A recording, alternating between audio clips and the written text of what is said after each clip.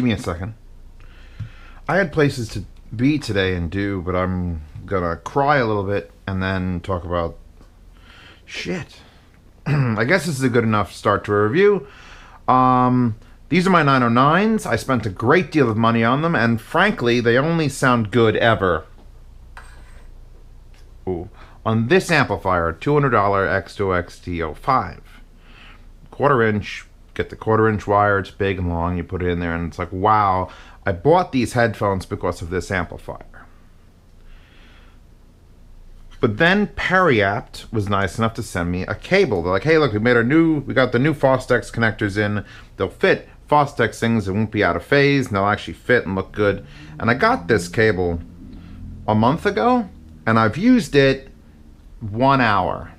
I took these off the wall, knowing full well I've never heard them balanced. I mean, I have heard them balanced with a Sennheiser connector, and it's out of phase, or the polarity is backwards, I should say. And I plugged them into my 789, which I think you all understand what the 789 is. And I couldn't listen to them. These headphones, balance, 789, tried on my own X7S. It's like, those are the only two balance I had. I may have even tried it on my reference here. I don't recall. I'll have to give that a spin up. But basically it came down to, I got this beautiful short cable. I could finally use my fucking expensive and beautiful and loving cans.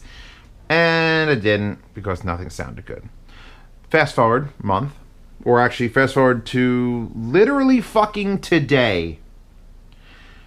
Xduoo TA-10. I've had this in and out, trying to review it. I've got a couple extra tubes for it, and I finally set it up to run USB so I could test its DAC, because this is a fully, well, I don't want to say the word fully balanced and be wrong.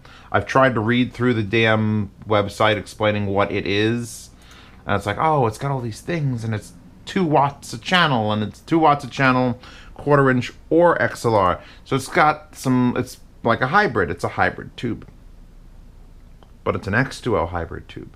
And it dawned on me today, the day of the review, okay, why don't I try those, which worked really well on that Xduoo on this. And I'm fucking crying.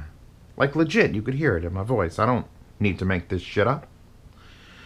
I was swapping tubes, and I was originally started out with these monsters, the ZMF Otors, because I haven't taken these off the wall in a while, and I'm like, give them a shot. And the problem with the Otors is they make everything sound like it's on a tube. They're wide and they're detailed, but they're recessed, and it's good. It's good if you have a solid state and you want to experience something like a tube, but with all the detail and everything intact, you get Otors. But they're not a good thing to review this tube amp with. So I pulled out the trusty old 600s. These are the test bed for anything tube. You know, if I put a new tube in my Dark Voice, I put the quarter inch adapter on this and I go pfft. So I put the balance adapter on this and I started listening, and the stock tube is good. Just good. This amplifier, the DAC in it, the power, absolutely worth it with the stock tube. However, somebody who didn't send me this, a company sent me this. They're the first link in the description. I cannot thank them enough, because this is never seeing a yard sale, ever. In fact, I'm actually permanently hooked up next to the 909s. We'll get to it. They sent me this Electro Harmonics tube, which has that weird dude on it. I'm like, that's gonna be cool. And that was the least impressive change. It was close to the stock tube. The stock tube, the stock tube says China on it. That's what the stock tube says. We'll actually pick this up and touch it in a second.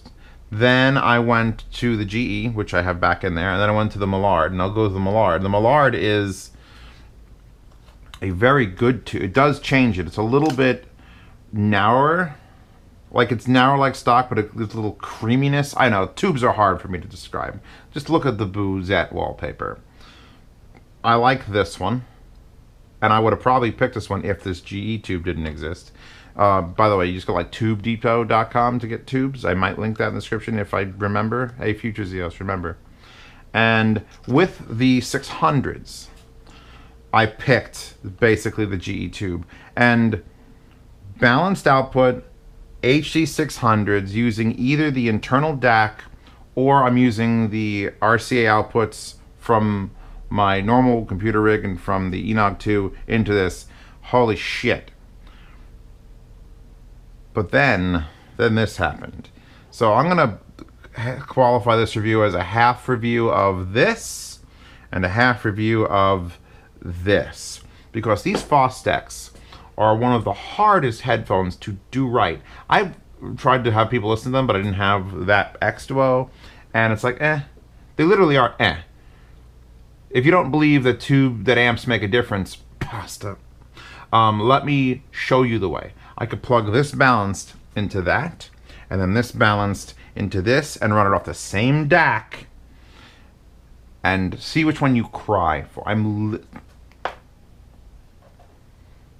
So if you own 909s, the 6 people who are watching this video who own TH909s, please do indulge yourself. We should probably talk about the amp on its own. So tube change not necessary, but tube change really, this GE absolutely, even though this is a solid state hybrid where it's 2 watts a channel, unlike a Dark Voice or the Tor Roger, which are full-blown fuck off tube amps where there's a preamp and it's all just, this is 2 watts a channel, clean, balanced, digital volume control. I'll unplug these. I can't believe how good it sounds on that. Like, I literally cannot believe how good it sounds on this. Let's look at the back of it. Can I even? Is it just tethered to the fucking world? Sorry about that. Power, your only power switch is back here. You get 2 RCA inputs. This is an expensive amp, if you check the link. This is not a cheapo. This is more money than the goddamn Dark Voice. This is more money than a full-on tube amp. But you get 2 inputs. You get 2 analog inputs. You get a USB input. You get a SPDIF coaxial digital input. And you can access the DAC with 2 RCA outputs. So that's put together rather well. It's a lot of stuff back here. And for the sake of this test, I have got the RCA outputs hooked up to the Mica Oragain, which is another device that no one remembers. Remember the Mica Oragain? No, you don't. Well, let me remind you about the Mica Oragain. Hold on, I have to...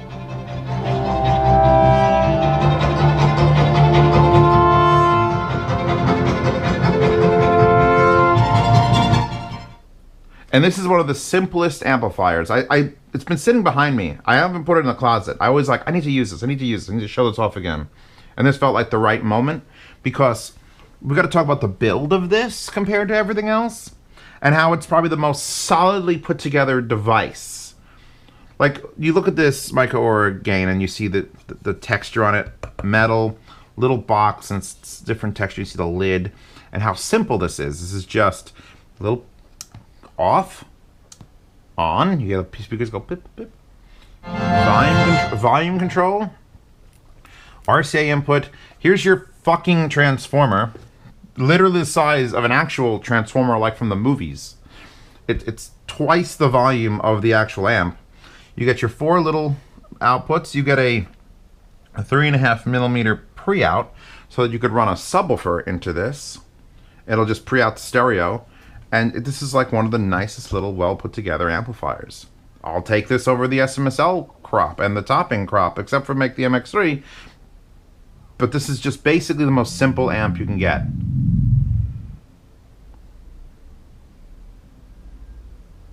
What the hell was that? That was awesome. So this is what's here testing out the output of the DAC. Now I ran it off the headphone amp and I listened to it that way. It's not... I don't believe it's tube pre. I think it's just, this has a good DAC in it, a very good DAC in it. That's the selling point. This has a very good DAC in it. And you can access it. And it's not dependent on what your volume setting is. It's a full-on line out. Some things say they're line outs and they're pre-outs where the volume adjusts it. So you can use a speaker amp. Holy fuck. everything on this desk right now is the most amazing thing ever. These Yamaha concerts, this thing, and then this thing. So, little re-review of this as well. By the way, Made in Abyss soundtrack is just what brings me to tears. If you haven't seen that anime and you don't watch that anime, because that anime shows you what anime can do that no other medium can do. And you think it's going to be all fun and games. It's not. Anyway, the build on this is like... You can hear? That's just solid aluminum. Textured metal. And then the transformer, like it, is just solid and there's fingerprints on it because I keep touching it. I'm going to have to touch it so much that it's all fingerprint. And it's warm. It's nice and hot. Like it gets nice and warm like a tube amp should. Or like an amp should. And it's so beautiful. And in the front, you get all these colors. You get the digital indicator for volume. Then you have auxiliary 1, auxiliary 2, USB, link, play, DSD, and protect. So the protection circuit, you look at the fucking machining around everything, how perfectly centered it all is. You press this in to change, so that's auxiliary 1, which would be playing headphones. Oh, so the DAC out, even though I'm telling you could use this like for speakers, even though this is now an auxiliary 1 and currently playing Tears for Fears,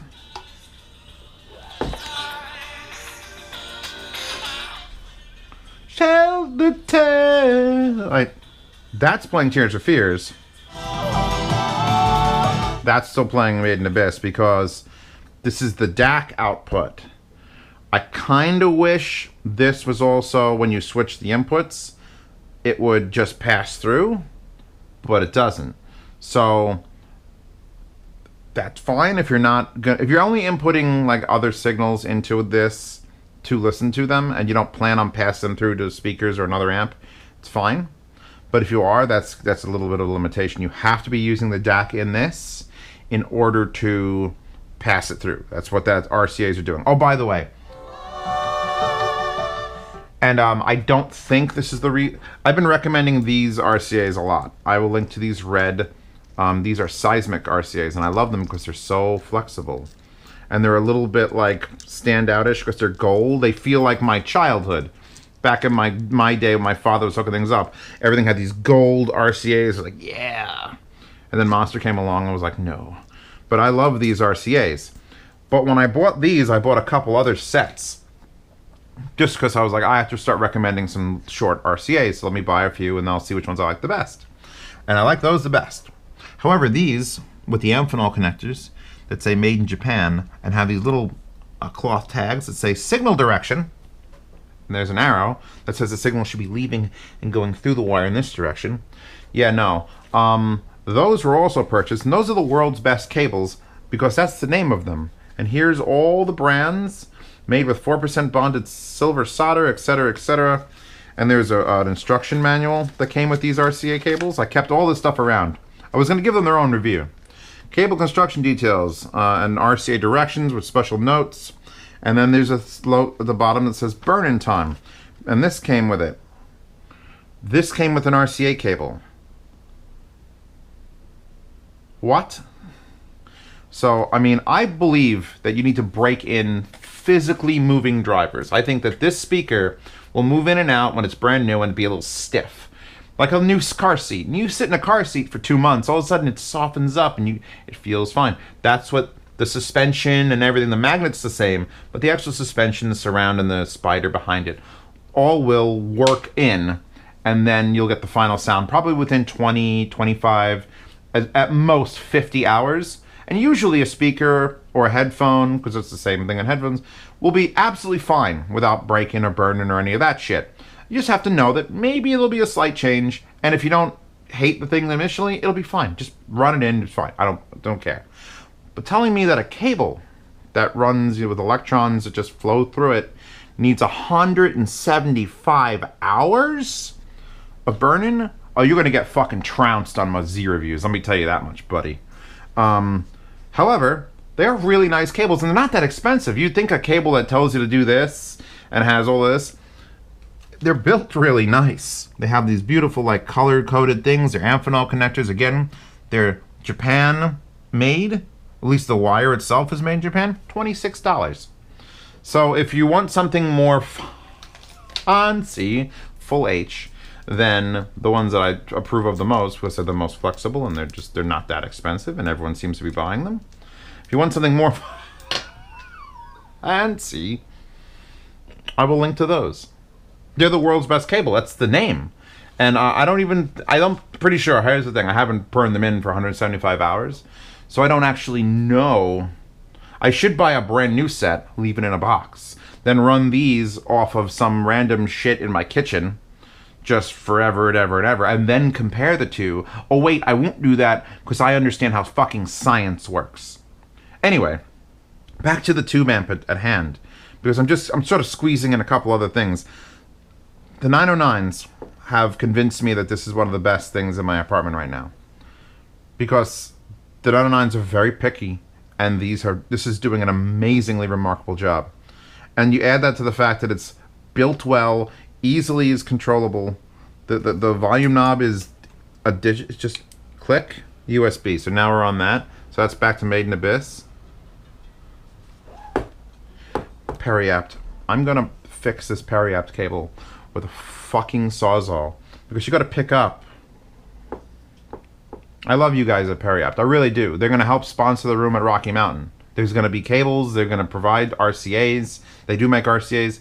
And they might even throw a few bucks towards the GoFundMe to try to get the room going. But this, guys,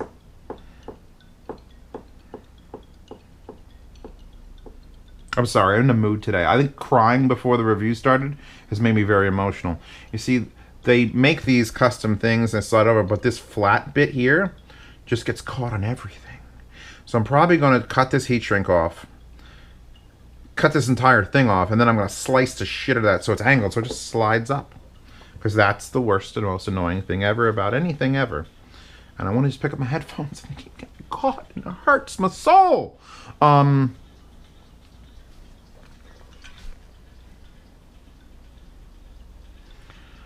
I did notice on this GE tube it actually is quieter. I'm running everything around this in the 60s, except when the GE tube is in, then it's around the 70s out of 100. So it's got a lot of range. I actually use IMs on there, some of the cheaper ones, and it's detailed enough and it's quiet enough as a tube hybrid, and the DAC's good enough that you could use. This is fucking amazing. This is a great fucking unit, period. The DAC in it is at least equal to any of those $100 DACs I talk about all the time. The tube, even though it's a hybrid, 2 watts is plenty. And when you swap tubes, if I can tell on a tube hybrid when I swap the tube that it's like a great improvement, that means they're utilizing the tube properly. There is one little thing. You see these 2 oval holes? Well, on the website, you see, well, that's the TA-10 2.0. There's the TA-10. Oh, what? Yes. There's a little guard on it. You can see there's a guard in front of the actual tube. And you don't get that. And I got this brand new. I think Xduoo just decided not to include it. And I'm kind of sad because I kind of would like a little thing there. But they don't include it. At least they don't on the 10. There is a 20. There is a TA-20. And I can only imagine what doubling up and going individual tubes for left and right would do for, like, holy fuck. I started this review crying, and I'm going to leave this review just staring at. My goal today was, all right, let me get the TA review done. Let me swap a couple of the tubes, give them an hour listening each, and then, a couple headphones here and there, and then move on and put this in the yard sale. And if you don't know, by the way, the yard sales happen from the 1st to the 10th on my Patreon. Anyone who's a $5 patron can buy stuff like this. Either companies have sent me things like this, or I've bought things and maybe I don't need them anymore. And it's like, all right, I'll throw them in the yard sale and try to make some money back and spend it the next month. Or in this case, spend it on Rocky Mountain, because I don't know if I'm going to reach my Rocky Mountain goal. And that means I'm going to probably have to sell a bunch of stuff to do that. But this can't leave. This has to stay here forever. And it's probably not going to stay in my review space. And it might not stay over there either, although I'd love to hear that D1 DAC through it.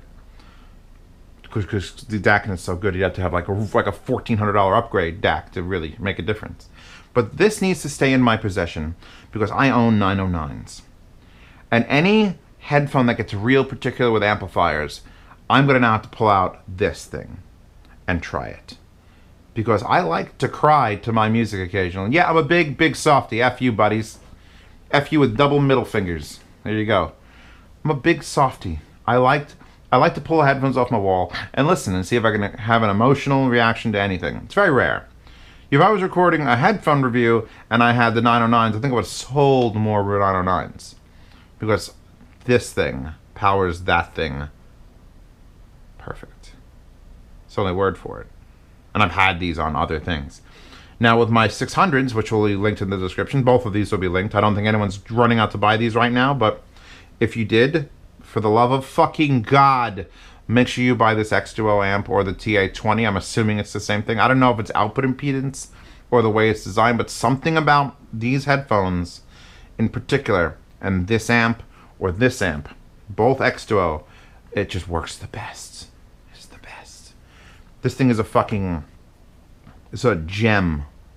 It's a jewel. And I have to return these tubes to the owner, but I'm going to end up buying one of those GEs. They're not that expensive. Maul is playing. Wait.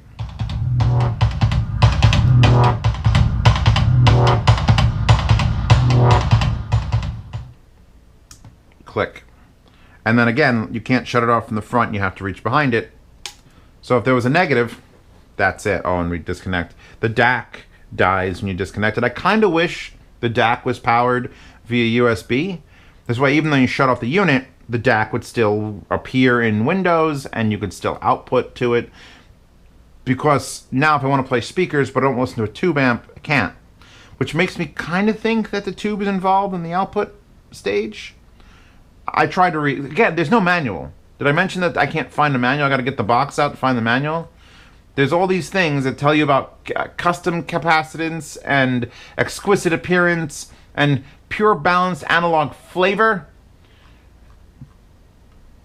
But I can't find a download of the manual. Well, that's a 20. But I'm sure they'd say the exact same thing on the 10. Product parameters, exquisite appearance, customized capacitance, pure balanced analog flavor, dual clock system. Yeah. Professional and rich audio interfaces. Why is that plural? I love this fucking thing. It absolutely deserves boozette. And it's never leaving my sight. And I'm probably going to I've probably ruined my day. I'm behind on reviews. I gotta get shit done. And I can't now.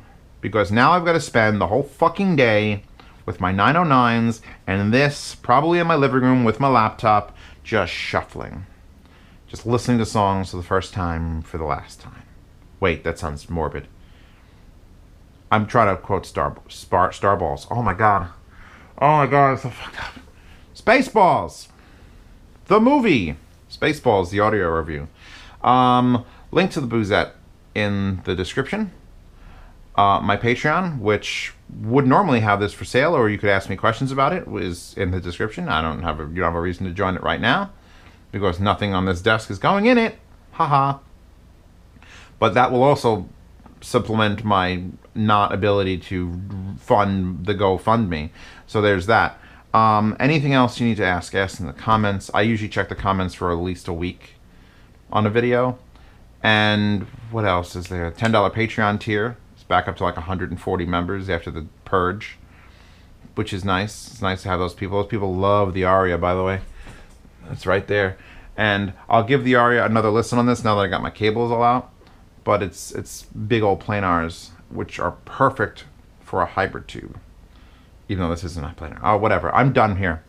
I need to go cry some more. Cry some more.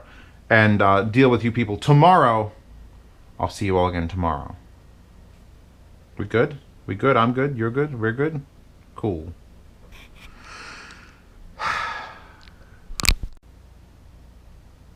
You thought the review was over, but then I forgot something. Yeah. Let me show you the startup procedure to this real quick before we move on. Alright. Flip switch.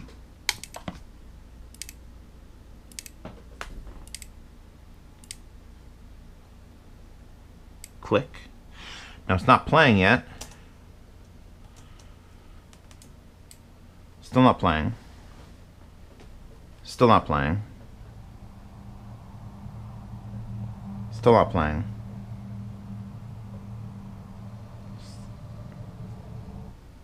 The DAC is outputting, but not the headphone amp yet. There's a long wake up time, and I need to. There it is. So that's how long it takes for it to decidedly turn on, click a bunch of times to check things. The DAC will output, but then it has to wake up the tube. So that's the final thing. It's just a long process. So turn this thing on. If you're like, someone sends you a YouTube video and you open it and go, oh shit, my amp's not on, you've missed 40 seconds of the YouTube video. That's it. Now we're done. We're done? Okay. Now we're really done. I gotta shave.